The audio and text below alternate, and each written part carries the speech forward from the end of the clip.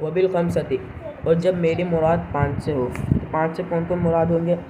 من عدا البخاری و مسلما، امام بخاری اور امام مسلم کے علاوہ باقی 5۔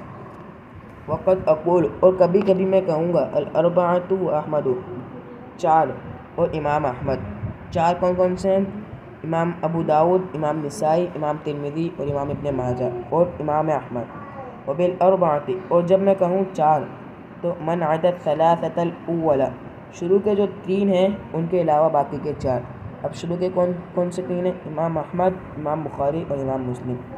جو 4 ہیں وہ ہیں امام ابو داؤد، امام نسائی، امام ترمذی اور امام ابن ماجہ۔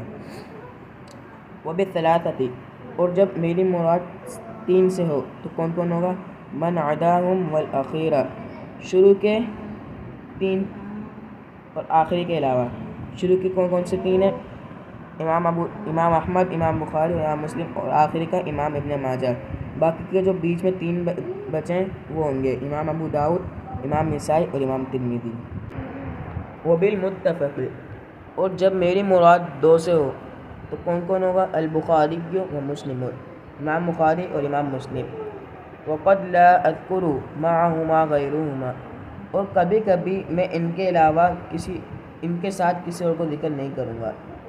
وما عدا ذلک فهو مبین، اور جو ان کے علاوہ ہیں پس وہ واضح کر دیے۔ ان کے علاوہ کون کون ہیں آپ کو بتا دیا کہ 7 سے کون مراد ہوگا، 6 سے کون مراد ہوگا، 5 سے کون ہوگا۔